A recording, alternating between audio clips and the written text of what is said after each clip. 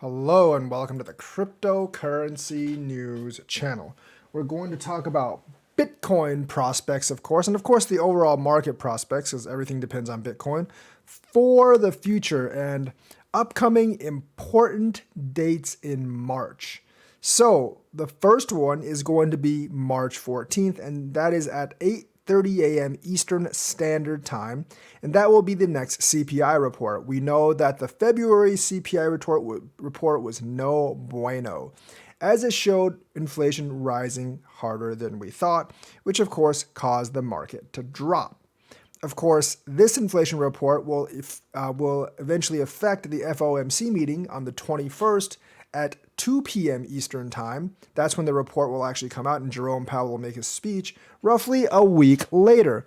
Now, we expect 25 basis points, but because of the February CPI report, right now they're pinning the chance for a 50 basis point hike at roughly 30%, which I think would be very bad for the market. So hopefully on March 14th, when they announce the inflation report, it won't be as bad as we thought. And indeed, hopefully it'll actually be better than we actually thought. I mean, better in a way that it's less than we thought, not more than we thought, because that would really be very bad. And of course, it's consumer sentiment that will actually matter the most. People will think inflation is rearing its ugly head again, and they'll lose confidence in the economy. And of course, the Fed raising interest rates a lot, that's just no good for anyone. The other good news is that the S&P actually hit negative 27% at the bottom in 2022.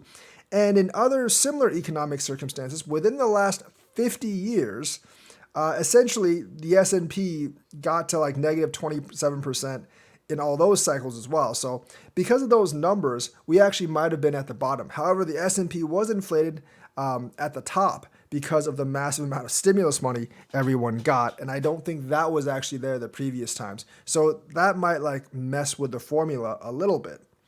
But like there are indications, especially from the S&P and the NASDAQ, that we've actually kind of like reached the bottom because they actually dumped a lot last year. The Dow, not so much, only down about 10, 20%, or like less than 20%. So I'm not really sure if the Dow ever got to its bottom, but at least the S&P and the NASDAQ, and especially for the NASDAQ, which crypto follows, that has actually dumped a lot, like probably negative 30, 40% since its actual top. So the tech sector, even though it's having some layoffs right now, could actually be bottoming out, and that'll affect crypto a lot. And plus, I think crypto is actually recovering from both the SBF thing, FTX, and also Terra Luna.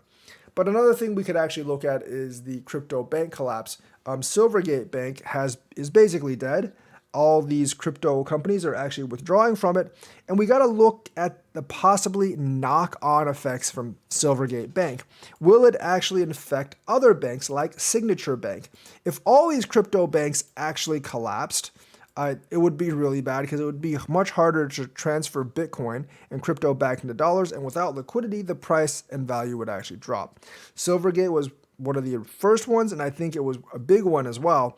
And hopefully, like the feds don't go as hard after like Signature Bank, or maybe they'll have like one chosen crypto bank to actually fund all these crypto assets.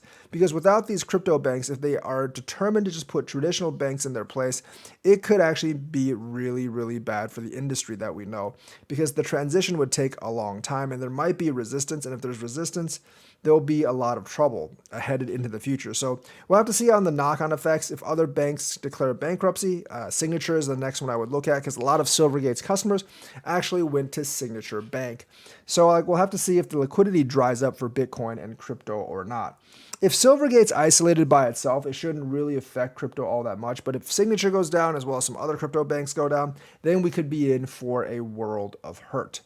Last of all, I don't think the chance of a recession is nearly as high as people are making it out to be. The job market is still very, very strong, and we are towards the end of a cycle, and that's generally where the job market gets really weak.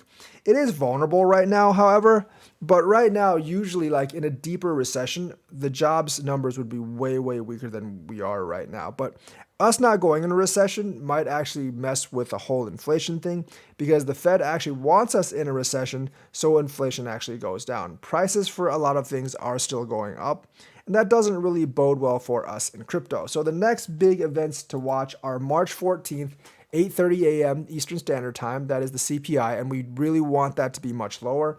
The FOMC meeting on March 21st, 2 p.m. Eastern Standard Time.